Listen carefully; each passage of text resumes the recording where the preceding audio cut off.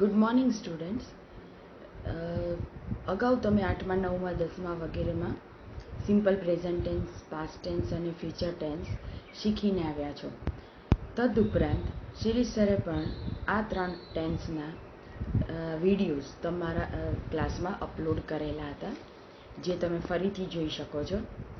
અને મેં પણ તમને simple present tense, past tense અને ફ્યુચર ટેન્સ એ 3 ટેન્સ વિશે માહિતી ગયા લેક્ચરમાં આપી. ઉપરાંત તમને શીખવ્યું કે કેવી રીતે આપણે ટેક્સ્ટ ચેન્જ કરી શકીએ છીએ વર્તમાનમાંથી ભૂતકાળમાં અને ભૂતકાળમાંથી ભવિષ્યકાળમાં. અને આમ આપણે આ ટૉપિકનો ઉપયોગ કેવી રીતે એક્ઝામમાં કરવાનો છે તે ગયા લેક્ચરમાં આપણે શીખ્યા. વળી ચેન્જ ધ ટેક્સ્ટમાં તમારે એક્ટિવમાંથી પેસિવમાં પણ ફેરવવાનું આવે છે, અને માટે આપણે એક્ટિવ પેસિવની પણ શીખવાની શરૂઆત કરી. ગયા લેક્ચરમાં મેં તમને શીખવાડ્યું કે એક્ટિવમાંથી પેસિવમાં ફેરવતા વખતે સૌથી પહેલાં તો વાક્યમાંથી સબ્જેક્ટ, વર્બ, ઓબ્જેક્ટ શોધવો પડે, અને તમે એની પ્રેક્ટિસ પણ કરી હશે. અને આ પ્રકારના વાક્યોની પ્રેક્ટિસ તમે કોઈ પણ ગ્રામર બુક જેવી કે માર્વેલ છે, રેડી રેકનર છે કે અન્ય કોઈ પણ ગ્રામર બુકમાંથી તમે પ્રેક્ટિસ કરી શકો છો. હવે આ તો વાત થઈ ગયા લેક્ચરની, કે ગયા લેક્ચરમાં આપણે એક્ટિવ પેસિવ વોઇસ માટે જે પહેલું પગથિયું જે સૌથી જરૂરી છે તે શીખ્યા કે વાક્યમાંથી ક્રિયાપદ શોધવું, કર્મ શોધવું અને કર્તા શોધવું.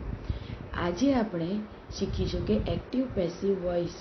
અને આમ તો એક્ટિવ વોઇસ તો આપણે રોજે રોજ જ વાપરીએ છીએ, પરંતુ પેસિવ વોઇસ શું કામ વાપરીએ છીએ એ અંગેની માહિતી મેળવશું. અને સાદા વર્તમાનકાળમાં પેસિવ વોઇસમાં ફેરવવા માટે તમારે કયા કયા ચેન્જીસ કરવા પડે છે તે વિશે માહિતી મેળવશું. તો જોઈએ એક્ટિવ પેસિવ વોઇસ. બોલચાલની ભાષામાં મોટે ભાગે કર્તરી વાક્યો એટલે કે એક્ટિવ વાક્યોનો જ ઉપયોગ થાય છે, કેમ કે તે સમજવામાં સહેલા છે. પરંતુ જ્યારે ક્રિયા કોણે કરી છે તે અગત્યનું ન હોય, જો જ્યારે ક્રિયા કોણે કરી છે એટલે કે કર્તા અગત્યનું ન હોય, પરંતુ કર્મ અગત્યનું હોય, એટલે કે ક્રિયા કોના પર થઈ છે તે અગત્યનું હોય, ત્યારે કર્મણી વાક્ય એટલે કે પેસિવ વોઇસ વપરાય. એટલે કે મોટા ભાગે આપણે એક્ટિવ વોઇસના વાક્યો વાપરીએ છીએ, જેમ કે આઈ read books, we go to school. આ રીતે એક્ટિવ વાક્યો વાપરીએ છીએ.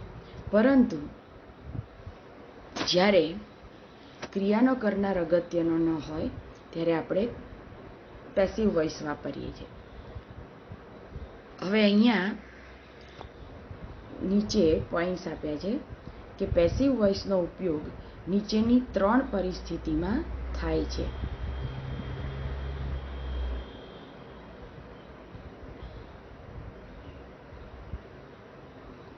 ત્રણ પરિસ્થિતિ જોઈ લઈએ. પહેલી છે નોવેલ્સ એટલે કે નવલકથા, સમાચાર પત્રો, કેમ કે સમાચાર આપતી વખતે શું બનાવ બન્યો તે ક્રિયા વધુ અગત્યની હોય છે, અને માટે વર્તમાનપત્રોમાં મોટા ભાગે પેસિવ વોઇસનો ઉપયોગ થયો હોય છે. જેમ કે અહીં ઉદાહરણ આપ્યું છે, રિયાઝ બ્રધર ઇઝ અરેસ્ટેડ. રિયાના ભાઈની ધરપકડ કરવામાં આવી. તો અહીંયા ધરપકડ કરવામાં આવી એ વધુ અગત્યનું છે, અને ધરપકડ કરવાની ક્રિયાનો કરતા પોલીસ છે, પણ એ અગત્યનો નથી, કેમ કે ધરપકડ પોલીસ કરી શકે એ સમજાય એવી વસ્તુ છે. પરંતુ કોની ધરપકડ થઈ એટલે કે ક્રિયા કોના પર થઈ છે એ કર્મ વધુ અગત્યનું છે. માટે અહીંયા પેસિવ વોઇસનો ઉપયોગ થયો છે, કરતા અગત્યનો નથી. તો જ્યારે કરતા અગત્યનો ન હોય ત્યારે આપણે પેસિવ વાક્ય રચના વાપરીએ છીએ. ત્યારબાદ બીજું કારણ જોઈએ, જ્યારે ક્રિયાનો કરનાર ડુઅર ખૂબ જ નિશ્ચિત હોય, વ્યક્તિ હોય, એટલે કે બહુ જ ઓબ્વિયસ હોય, બહુ જ સામાન્ય હોય કે આ વ્યક્તિએ જ કામ કર્યું હોય. જેમ કે આવું વાક્ય તમે જ્યારે જુઓ કે ધ બુક્સ આર ચેક્ડ, બુક્સને ચેક કરવામાં આવી, તો અહીંયા ક્રિયા થઈ છે ચેક કરવાની. કોના પર ક્રિયા થઈ છે? બુક્સ પર. એટલે બુક્સ એ કર્મ છે. તો બુક્સ આર ચેકડ, બુકને ચેક કરવામાં આવી, તેનો કર્તા બહુ નિશ્ચિત છે. બુક હંમેશા કોણ ચેક કરે?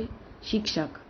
તો આ રીતે જ્યારે ખૂબ નિશ્ચિત કરતા હોય કે જેને જણાવવાની જ જરૂર ન હોય ત્યારે આપણે પેસિવ વાક્ય બનાવીએ છીએ. જેમ કે તમે ક્લાસ એકદમ ચોખ્ખો જુઓ તો તમે તરત કહેશો કે ધ ક્લાસ ઇઝ ક્લીન. ક્લાસને ચોખ્ખો કરવામાં, સ્વચ્છ કરવામાં આવ્યો છે. તો બટ ઓબ્વિયસ છે કે કોણે કર્યો હોય? સ્વીપરે. તો બાય ધ સ્વીપર એમ આપણે મેન્શન કરવાની જરૂર રહેતી નથી.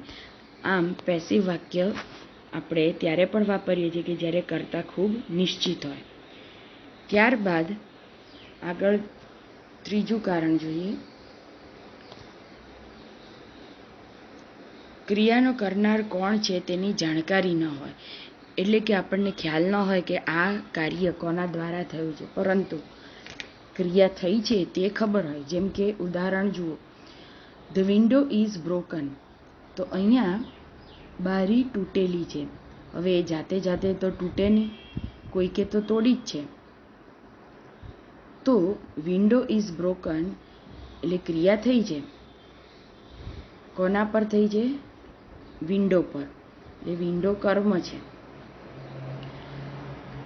અહીંયા કોઈકે તોડી છે, કોઈનું નામ આપણને ખબર નથી, ત્યારે આપણે પેસિવ વાક્યનો ઉપયોગ કરીએ છીએ. જ્યારે ક્રિયાનો કરનાર કોઈ એક વ્યક્તિ ન હોય પરંતુ સમગ્ર સમૂહ હોય, એટલે કે સમગ્ર સમૂહ દ્વારા તે ક્રિયા કરવામાં આવી હોય ત્યારે પેસિવ વાક્ય આવે. જેમ કે ગવર્મેન્ટ કોઈ નિર્ણય લે, પોલીસ કોઈ નિર્ણય લે. તો પોલીસ એટલે કોઈ એક વ્યક્તિ નહીં, પરંતુ સમગ્ર સમૂહ. ગવર્મેન્ટ એટલે ગવર્મેન્ટના જેટલા પણ જવાબદાર વ્યક્તિ હોય તેણે નિર્ણય લીધો હોય. તો નિર્ણય લેવાની ક્રિયા થઈ છે, પરંતુ તેના ડુઅર એક સમગ્ર સમૂહ છે, એના કરતા સમૂહમાં છે, એક વ્યક્તિ નથી. ત્યારે પણ આપણે પેસિવ વાક્ય રચના વાપરીએ છીએ. જેમ કે અહીંયા ઉદાહરણ આપ્યું છે કે guideline for lockdown 4 is published. Is published એટલે કે જાહેર કરવામાં આવી છે. આ ક્રિયા છે અને આ જાહેર કરવાની ક્રિયા સમગ્ર સમૂહ દ્વારા કરવામાં, એટલે કે ગવર્મેન્ટ દ્વારા કરવામાં આવી છે. તો આપણે પેસિવ વોઇસ વાપર્યો કે guideline for lockdown 4 is published. એવી જ રીતે તમે આગળની ક્રિયા જુઓ કે આગળનું જે ઉદાહરણ છે એને પણ તમે આમાં લઈ શકો કે રિયાઝ બ્રધર ઇઝ અરેસ્ટેડ. પોલીસે એને અરેસ્ટ કર્યો છે. એટલે ક્રિયાનો કર્તા પોલીસ છે, પણ એ અગત્યની નથી, માટે આપણે વાક્યમાં મેન્શન કરી નથી. તો પેસિવ વાક્ય રચના આપણે શીખવી જરૂરી છે, પણ બહુ ઉપયોગમાં આપણે રોજબરોજની બોલચાલની ભાષામાં પેસિવ વોઇસનો ઉપયોગ ઓછામાં ઓછો કરીએ છીએ. હવે આપણે આમ તો આ સ્ટેપ્સ અગાઉ પણ શીખી ગયા આગલા લેક્ચરમાં, પણ અહીંયા મેં ફરીથી દર્શાવ્યા છે રિવિઝન તરીકે. Steps to change active into passive. કોઈ પણ વાક્યને એક્ટિવમાંથી પેસિવમાં ફેરવતી વખતે કયા સ્ટેપ્સ તમારે ધ્યાનમાં રાખવાના છે લખ્યું છે. Find verb. સૌથી પહેલાં ક્રિયાપદ શોધો કે કઈ ક્રિયા થાય છે. પછી ક્રિયાને કોણ પૂછવાથી કર્તા મળે, એટલે કર્તા શોધો. શું પૂછવાથી કર્મ મળે. આમ સબ્જેક્ટ વર્બ ઓબ્જેક્ટ શોધી લીધા પછી bring object in the beginning of the sentence, એટલે કે કર્મને વાક્યની શરૂઆતમાં મૂકો. અને ત્યારબાદ take the subject to the and, અને સબ્જેક્ટને વાક્યમાં પાછળ લઈ જાઓ, છેલ્લે મૂકો. આટલા સ્ટેપ્સ તમારે યાદ રાખવાના છે એક્ટિવમાંથી પેસિવમાં કરવા માટે. હવે આગળ જોઈએ બીજા સ્ટેપ્સ કે સબ્જેક્ટ વર્બ ઓબ્જેક્ટની જગ્યા બદલ્યા પછી શું કરવાનું છે. Use proper form of to be according to the tense. To બીનું યોગ્ય રૂપ, જેમ કે am is, are, was, were મૂકો. કાળ પ્રમાણેનું ટુ બીનું રૂપ મૂકવું પડે. ત્યારબાદ use past participle of the main verb. Past પાર્ટિસિપલનો ઉપયોગ કરો. મેઇન વર્બ એટલે મુખ્ય ક્રિયાપદનું પાસ્ટ પાર્ટિસિપલ વાપરવું. હવે પાસ્ટ પાર્ટિસિપલમાં બે વસ્તુ યાદ રાખવાની છે, એ જોઈ લઈએ આપણે કે જે ક્રિયાપદ હોય તેનું ભૂતકાળનું રૂપ ઈડી લાગીને થતું હોય એનું ભૂતકૃદંત એટલે કે ત્રીજું રૂપ પણ ઈડીવાળું જ હોય. જેમ કે શેર, તો એનું ભૂતકાળનું રૂપ થયું શેર્ડ, અને એટલે એનું ભૂતકૃદંત પણ થશે શેર્ડ. તો જેનું ભૂતકાળનું રૂપ ઈડીવાળું તેનું ભૂતકૃદંત પણ ઈડીવાળું. ત્યારબાદ તમારે કેટલાક અનિયમિત રૂપો હોય છે જેને તમારે યાદ જ રાખવા પડે. જેમ કે અહીંયા આપ્યું છે ગીવ, તો એનું થશે ગેવ અને ગીવન. અહીંયા ભૂતકાળ અને ભૂતકૃદંત બને છે વોવેલ ચેન્જથી. વોવેલ ચેન્જ એટલે સ્વરના બદલાવથી. જેમ કે ગીવમાં ઈ હતો તો ગેવ થયું એટલે કે એ આવ્યો ગેવ, અને પછી આવ્યું ગીવન. તો વોવેલ ચેન્જથી જે બનતા હોય પાસ્ટ પાર્ટિસિપલ એ હંમેશા અનિયમિત હોય. પરંતુ તમે અહીંયા જોઈ શકો છો કે મોટા ભાગે એવું છે કે જે ક્રિયાપદનું ભૂતકાળનું રૂપ જે બનતું હોય એ જ મોટા ભાગે ભૂતકૃદંત હોય. કેટલાક જ કેસીસમાં જેમ કે ગીવ અને સિંગમાં જેવા ક્રિયાપદ છે કે જેના ત્રણેય રૂપો અલગ અલગ હોય. તો આવા અનિયમિત રૂપોને તો તમારે યાદ જ રાખવા પડે, ગોખવા જ પડે. ત્યારબાદ પ્રેપોઝિશન બાયનો ઉપયોગ થાય છે એક્ટિવ પેસિવમાં, અને ચેન્જ ઇન ધ પ્રોનાઉન્સ એટલે કે સર્વનામ હોય એમાં ચેન્જ આવે. જુઓ, નામમાં ચેન્જ ન આવે.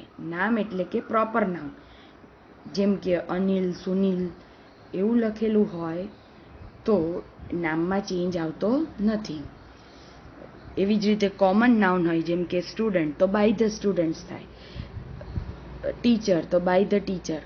એમાં પ્રોનાઉન નથી, નાઉન છે આ બધા, એટલે નાઉનમાં ચેન્જ ન થાય પેસિવ કરતી વખતે. પણ જ્યારે પ્રોનાઉન હોય ત્યારે એમાં પેસિવ કરતી વખતે ચેન્જ થાય છે, અને એનું ટેબલ મેં અહીંયા દર્શાવેલું છે કે એમ જો એક્ટિવમાં એમ હોય તો પેસિવમાં મી થાય. યુનું યુ, હીનું હિમ, શીનું હર, ધેનું ધેમ, વીનું અસ થાય.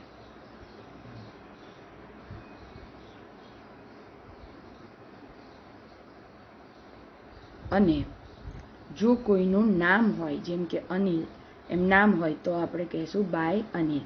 એ તો મેં ઉદાહરણ આપ્યું જ જે તમે સમજી શકો છો. હવે એક્ઝામ્પલ્સ જોઈ લઈએ. શી ચેન્જ ધ ટોપિક. હવે અહીંયા આપણે માત્ર ઉદાહરણ તરીકે લેવાનું છે, એટલે આપણે કોઈ પણ કાળ લઈ શકીએ, એટલે મેં ભૂતકાળ લીધો છે. શી ચેન્જ ધ ટોપિક. અહીંયા ચેન્જડ એ ક્રિયાપદ છે. કોણે ચેન્જ કર્યું? શી એ સબ્જેક્ટ છે. શું ચેન્જ કર્યું? ટોપિક, તો એ ઓબ્જેક્ટ છે. અને હવે ઓબ્જેક્ટ આગળ આવ્યો એટલે આપણે થયું ધ ટોપિક. ભૂતકાળ છે માટે લખ્યું વોઝ. ચેન્જનું કર્યું ચેન્જડ. આપણે જાણીએ છીએ કે જેનું ભૂતકાળનું રૂપ ઈડીવાળું તેનું ભૂતકૃદંત પણ ઈડીવાળું. અને બાય પ્રેપોઝિશન મૂક્યું, ત્યારબાદ શીનું હર કર્યું એટલે કે સર્વનામ ચેન્જ થાય. આ એક્ઝામ્પલ મેં સર્વનામ ચેન્જ માટે અહીંયા રાખ્યું છે. ત્યારબાદ જુઓ, અનિલ ચેન્જ ધ ટોપિક. આવું જ્યારે વાક્ય હોય તો અહીંયા આપણે ઓબ્જેક્ટ આગળ લાવ્યા, ધ ટોપિક, ટુ બીનું રૂપ મૂક્યું કાળ પ્રમાણેનું, અને પાસ્ટ પાર્ટિસિપલ મૂક્યું, પ્રેપોઝિશન બાય મૂક્યું. અનિલ એ નામ છે તો એમાં ચેન્જ આપણે કરતા નથી અને એ અનિલ જ રહે છે, એટલે વાક્ય બન્યું the topic was changed by Anil. તો આ રીતે એક્ટિવમાંથી પેસિવમાં ફેરવતી વખતે પ્રોનાઉન ચેન્જ થાય છે, નાઉન ચેન્જ થતા નથી. હવે જોઈએ simple present tense. Simple present ટેન્સમાં તમે જાણો જ છો કે જ્યારે એક્ટિવ વાક્ય રચના હોય તો એમાં મેઇન વર્બ આવે અથવા તો do does not plus verb આવે,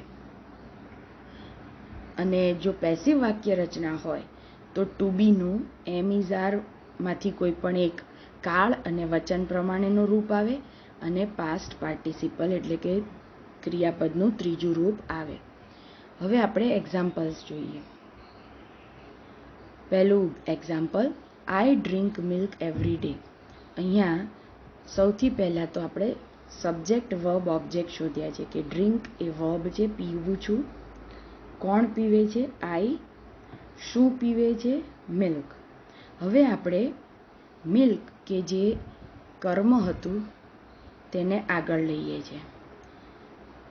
હવે તમે સૌ જાણો છો કે મિલ્ક એ જથ્થાવાચક નાઉન છે અને જથ્થો હોય હંમેશા એક વચન ગણાય, અને વર્તમાન કાળમાં આપણે એક વચન સાથે ઇઝ આવે એટલે આપણે મિલ્ક સાથે ટુ બીનું રૂપ લેશું ઇઝ, અને ડ્રિંકનું પાસ્ટ પાર્ટિસિપલ કર્યું ડ્રેન્ક,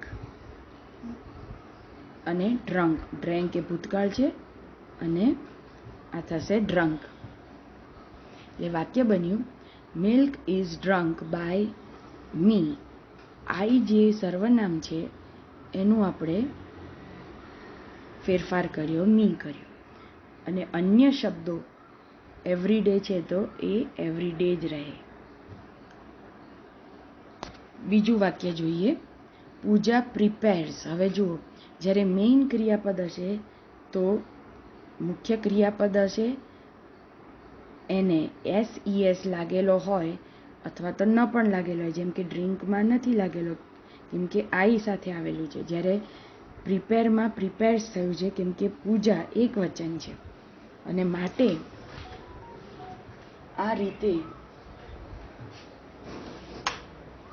પૂજા પ્રિપેર્સ કાર્ડ્સ ફોર એવરીવન. તો અહીંયા ક્રિયાપદને SES લાગેલું છે, તો SES પણ દર્શાવે છે કે વાક્ય વર્તમાન કાળનું છે. અને અહીંયા કોણ પ્રિપેર કરે છે? પૂજા. તો પૂજા સબ્જેક્ટ છે. શું પ્રિપેર કરે છે? કાર્ડ્સ એ ઓબ્જેક્ટ છે. હવે જ્યારે ઓબ્જેક્ટને આપણે આગળ લઈએ તો કાર્ડ્સ આગળ આવ્યું. હવે કાર્ડ્સ જે છે એ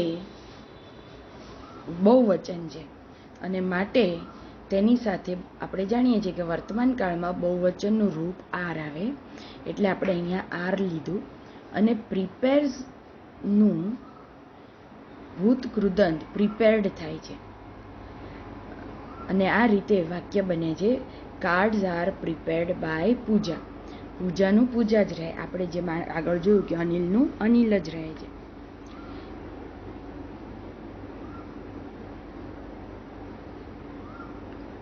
હવે જુઓ, અહીંયા કરતા બહુવચનમાં છે, વી પ્લે ચેસ. અમે ચેસ રમીએ છીએ. શું રમીએ છીએ? ચેસ. તો ચેસને આપણે આગળ લીધું, પણ અહીંયા કરતા ભલે બહુવચનમાં હોય પણ ચેસ જે ઓબ્જેક્ટ છે એ એક વચનમાં છે, અને માટે અહીંયા ટુ બીનું રૂપ ઇઝ આવ્યું છે. ત્યારબાદ પ્લેનું પ્લેડ થયું અને વીનું થયું બાય અસ, એટલે વાક્ય બન્યું, chess is played by us. ત્યારબાદ આપણે નેક્સ્ટ ઉદાહરણ જોઈએ કે they do not use mobiles while driving. અહીંયા નકાર વાક્ય છે, ડુ નોટનો ઉપયોગ થયો છે. હવે જ્યારે પણ વર્તમાન કાળનું વાક્ય હશે તો ડુ નોટ કે ડઝ નોટ વાપરેલું હશે એક્ટિવ વોઇસમાં, પણ જ્યારે તમે એને પેસિવ વોઇસમાં ફેરવો ત્યારે આપણે ડુ કે ડઝનો ઉપયોગ પેસિવ વોઇસમાં નથી કરતા, પરંતુ એની જગ્યાએ ટુ બીનું જ રૂપ મૂકીએ છીએ, અને માટે અહીંયા જે ચેન્જીસ થાય એ ખાસ ધ્યાન પર લેશું. જેમ કે અહીંયા ઓબ્જેક્ટ છે મોબાઈલ્સ, એટલે મોબાઈલ્સને આપણે આગળ લીધું. મોબાઈલ્સ બહુવચન છે માટે આપણે આર મૂક્યું.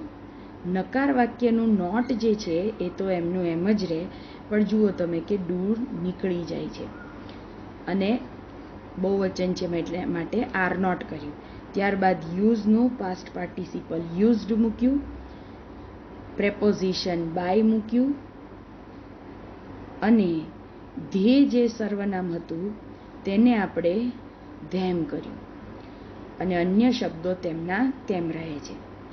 તો વિદ્યાર્થી મિત્રો, આમાં એ યાદ રાખવાનું કે એક્ટિવમાંથી પેસિવમાં ફેરવતી વખતે હંમેશા ઓબ્જેક્ટનું જે વચન હોય, એટલે કે કર્મનું જે વચન હોય, એ કર્મના વચન પ્રમાણે આપણે ટુ બીનું રૂપ મૂકીએ છીએ.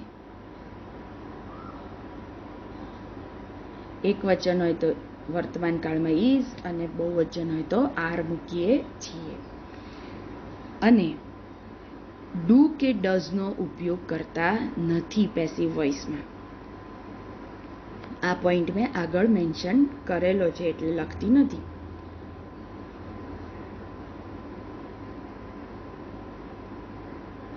હવે જોઈએ ઉદાહરણ 5, જેમાં ડઝ નોટનો ઉપયોગ થયો છે. શોભા ડઝ નોટ રીડ. શોભા એક વચન છે માટે ડઝ આવેલું છે. શું નથી વાંચતી? ન્યૂઝપેપર એ ઓબ્જેક્ટ છે. ન્યૂઝપેપર આપણે આગળ લીધું ઓબ્જેક્ટને. હવે ન્યૂઝપેપર એક વચન છે માટે એની સાથે ડઝ તો નીકળી જશે, પણ એક વચન છે એટલે ઇઝ આવે. નોટનું નોટ રહે. અને તમે સૌ જાણો જ છો કે રીડનું પાસ્ટ પાર્ટિસિપલ રીડ જ થાય છે, એટલે અહીંયા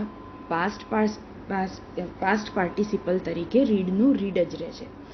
બાય શોભા. આ રીતે વાક્ય બને. છઠ્ઠું ઉદાહરણ જોઈએ. યુ સાથે વાક્ય બનાવેલું છે.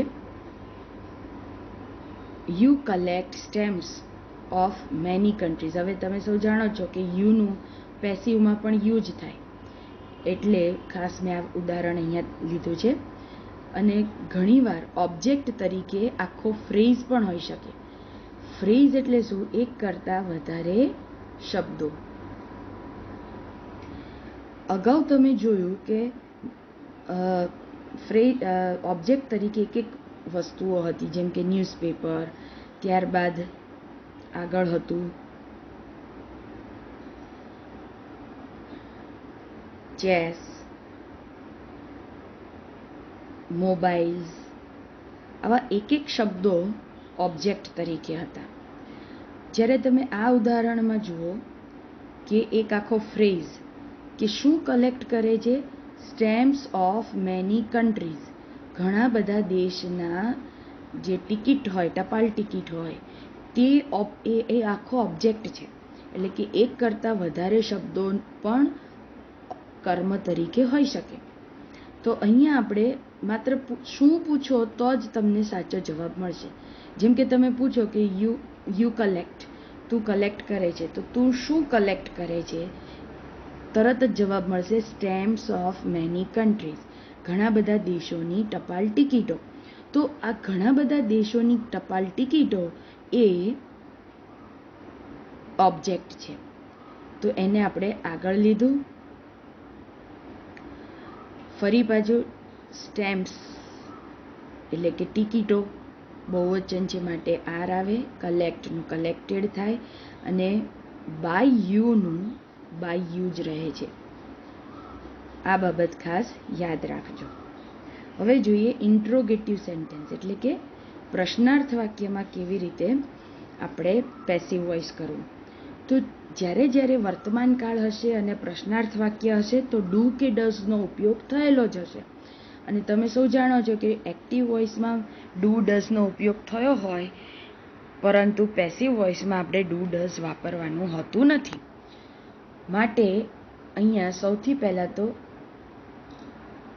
ડુ કે ડઝને આપણે ઓમિટ કરી દેવાનું.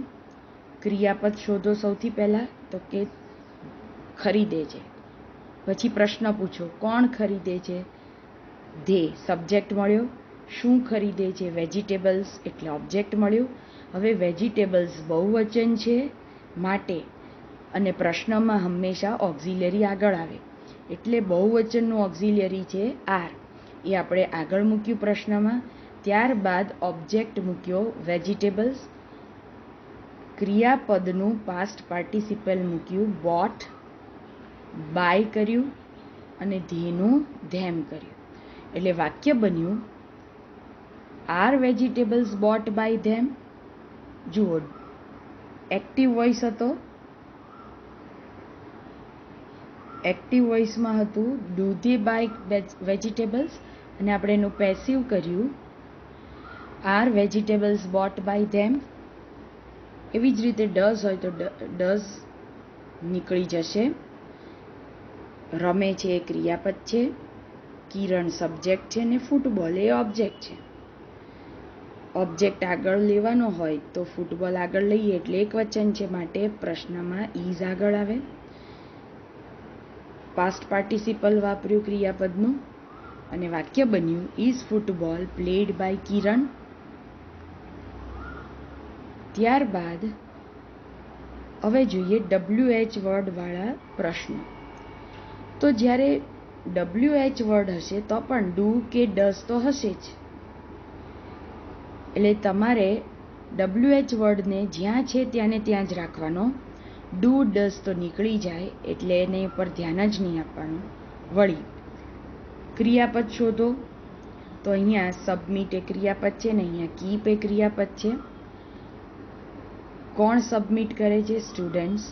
કોણ મૂકે છે? The boy. વિદ્યાર્થીઓ શું સબમિટ કરે છે? હોમવર્ક, એટલે ઓબ્જેક્ટ થયું. બાળક શું રાખે છે? માર્બલ્સ, આ ઓબ્જેક્ટ થયો. હવે વાક્ય જુઓ,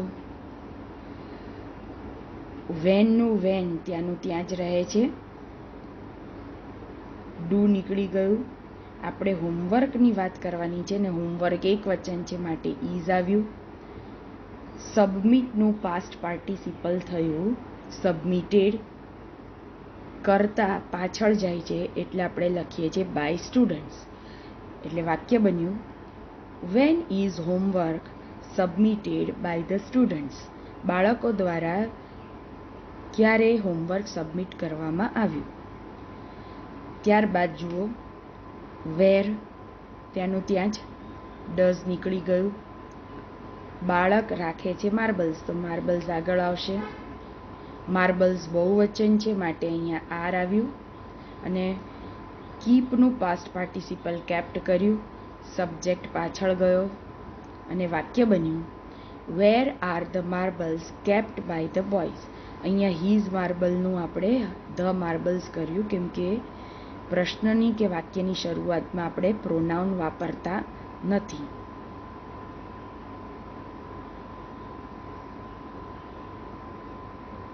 હવે જોઈએ આપણે હુ વાળું વાક્ય.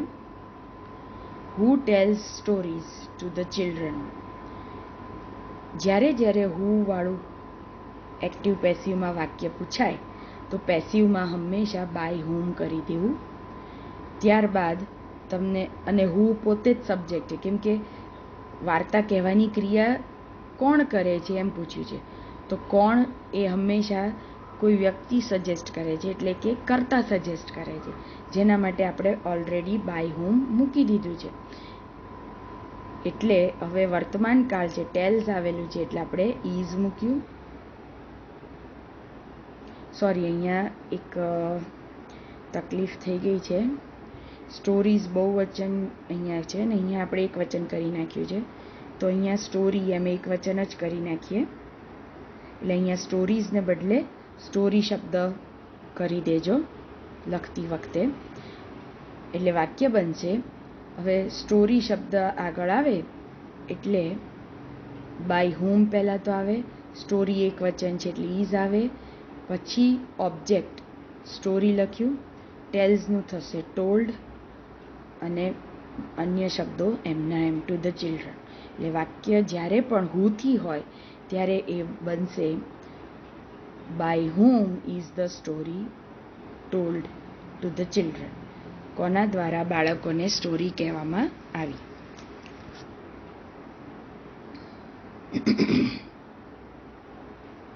ત્યારબાદ અન્ય એક વાક્ય જોઈ લઈએ. કેટલીક વાર વાક્યમાં શરૂઆતમાં પ્રેપોઝિશન હશે, જેમ કે from where do you dispatch this parcels. તમે આ પાર્સલ્સ ક્યાંથી ડિસ્પેચ કર્યા છે. તો ગભરાવાનું નહીં. એના એ જ નિયમો અહીંયા પણ લાગુ પડે. ફ્રોમ વેર છે એ અહીંનું અહીંયા જ રહે, ડુ નીકળી જાય. ધીઝ પાર્સલ્સ એ બહુવચન છે, ઓબ્જેક્ટ છે જે આગળ આવશે, અને માટે પ્રશ્નાર્થમાં આર આગળ આવે. From where are these parcels, ડિસ્પેચનું થશે ડિસ્પેચ્ડ અને યુનું થશે બાય યુ. તો વાક્ય બન્યું from where are these parcels dispatched by you. તમારા દ્વારા ક્યાંથી આ પાર્સલ્સ ડિસ્પેચ કરવામાં આવ્યા. પછી વોટ વડે જ્યારે હોય, હવે જો જે રીતે હુ એ કર્તા બતાવે છે એમ વોટ છે એ કર્મ બતાવે છે. એટલે કે અહીંયા પ્રશ્ન જ કર્મ વિશે પૂછ્યો છે, અને માટે જ્યારે પેસિવ વાક્ય રચના કરવાની હોય તો વોટ જ્યાં છે ત્યાંનું ત્યાં જ રહે છે. પછી ડઝ નીકળી જાય અને વોટ સાથે ઇઝ જ આવે. ત્યારબાદ ડુનું ડન કર્યું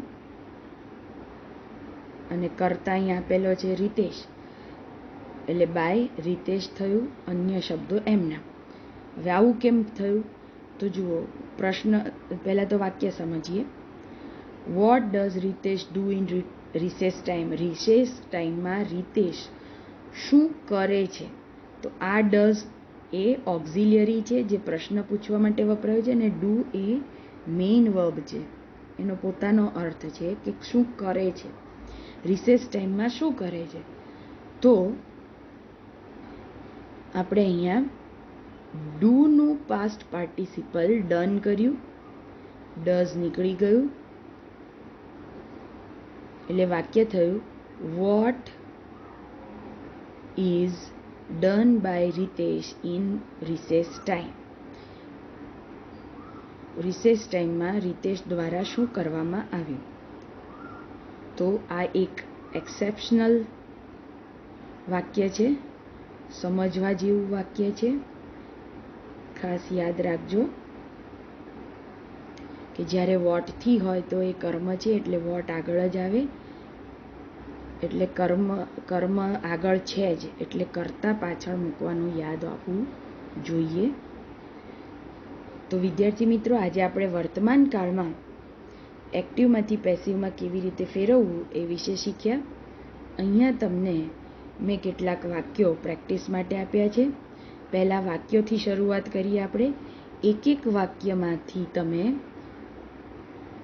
સબ્જેક્ટ, પહેલાં તો ક્રિયાપદ શોધો, ત્યારબાદ પ્રશ્ન પૂછો કે કોણ બનાવે છે, એટલે સબ્જેક્ટ મળશે, અને શું બનાવે છે તો કે ડિલિશિયસ ખીર. આ રીતે દરેક વાક્યમાં પહેલાં સબ્જેક્ટ વર્બ ઓબ્જેક્ટ શોધો, ત્યારબાદ એનો પેસિવ કરવાની પ્રેક્ટિસ તમારે કરવાની છે. અને ત્યારબાદ તમને અહીંયા કેટલાક પેરેગ્રાફ પણ આપ્યા છે. અહીં પેરેગ્રાફ આપ્યા હોય તો પણ ગભરાવાની જરૂર નથી. તમને એક્ઝામમાં પેરેગ્રાફ જ પૂછાય છે, પણ અહીં પણ તમારે એ જ કરવાનું છે. એક એક વાક્યમાં ક્રિયાપદ શોધો, ક્રિયાપદને પ્રશ્ન પૂછો કે કોણ બનાવે છે, તો કે ઈચ કેન્ડિડેટ. શું બનાવે છે? સ્પીચ બનાવે છે, એટલે કે તૈયાર કરે છે, એ ઓબ્જેક્ટ છે.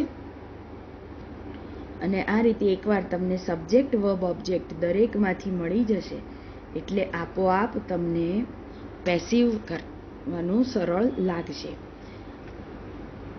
તો આ સાથે અહીંયા આપણે વર્તમાન કાળનો પેસિવ વોઇસમાં કેવી રીતે ફેરવવાનું એ ટોપિકનું ડિસ્કશન પૂરું થાય છે.